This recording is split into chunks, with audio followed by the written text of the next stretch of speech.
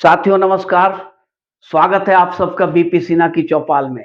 मित्रों, वो कहते हैं ना, एक कहावत है जो आप सबने सुन रखा होगा कि कहीं का ईंट कहीं का रोड़ा, भानुमति का कुनबा जोड़ा। आज भारतीय विपक्षी पार्टियों का चाल चरित्र और चेहरा कुछ ऐसा ही है। ये ये लोग घोर जातिवादी, परिवारवादी, तुष्टीकरण वाले हैं। इन्हें राष्ट्रीय गौरव से कुछ लेना देना नहीं है। राष्ट्र का गौरव कैसे बढ़ेगा, राष्ट्र का मान सम्मान कैसे बढ़ेगा, इससे इनको कुछ लेना देना नहीं है। इनका इंटरेस्ट, इनकी दिलचस्पी सिर्फ इतना ही है कि किसी तरह सत्ता हासिल हो जाए, तो फिर अपना कल्याण, अपने परिवार का कल्याण, अपने आने वाली 3, 4, 7 पीढ़ियों का कल्याण कर दें। ये इस तरह के सोच वाली पार्टियां बिल्कुल छोटी सोच वाली पार्टियां हैं। अब इन लोगों ने, ये लोग जो है मोदी जी से, मोदी की लोकप्रियता से इतने त्रस्त और पस्त हो चुके हैं जिसका कोई हिसाब नहीं है। ये हर तरह का साजिश, एजेंडा, झूठ का बाजार गर्म किए हुए हैं कि किसी तरह मोदी को सत्ता से बेदखल करके वहां पे हम लोग काबिज हो जाए। अब इसके लिए ये तरह तरह के प्रयत्न प्रयास करते रहते हैं।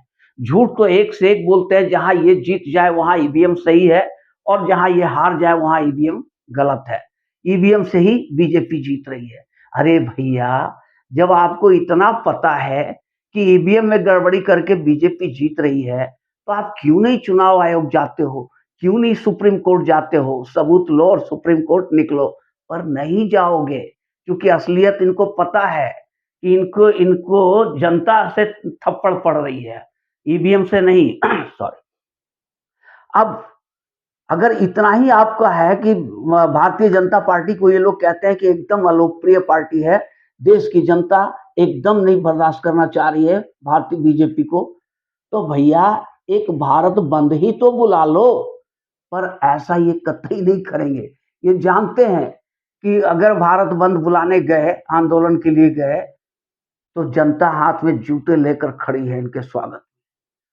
ये लोग सिर्फ अनर्गल प्रलाप, झूठ, साजिश, बस इसके दम पर, और कुछ इनके जो चट्टे-बट्टे पत्रकार हैं, उनके दम पे ये लोग चाह रहे हैं कि मोदी को हटा दें।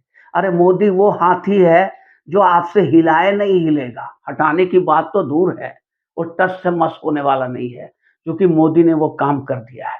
अब मोदी को हटाने के क्रम में इन लोगों ने एक महागठबंधन बनाने की कोशिश की, शुरुआत की।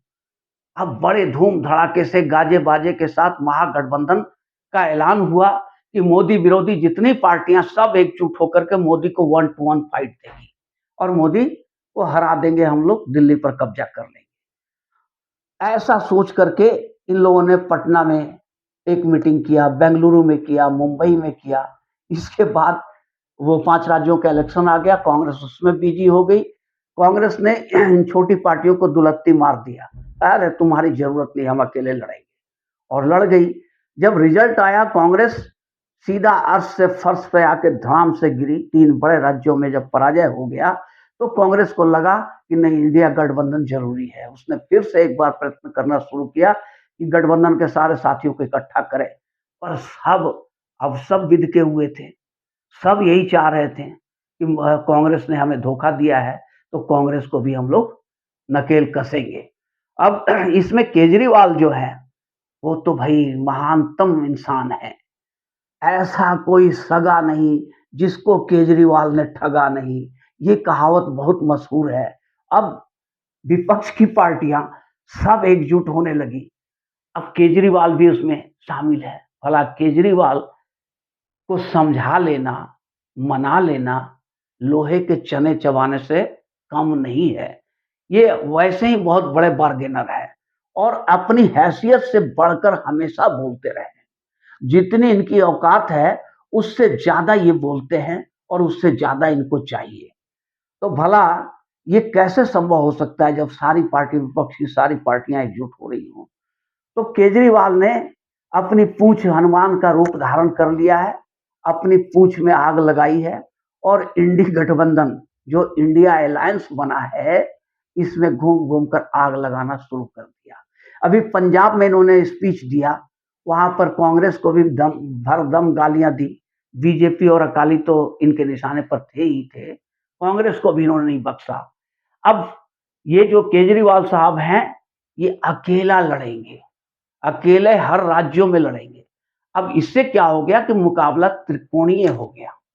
अगर आप सही ढंग से देखें तो मामला चतुर्कोणीय हो रहा है, चतुष्कोणीय मतलब एक थर्ड फ्रंट और तैयार हो रहा है, जिसमें पप्पू यादव, कपूरी जनता दल, ये सब छोटे-छोटे दल मिल करके एक तीसरा मोर्चा तैयार कर रहे हैं, जिसको जिन जिन दलों को ना तो एनडीए में जगह मिली, ना इंडिया में जगह मिली, उन्होंने अपना तीसरा मोर्चा बना लिया।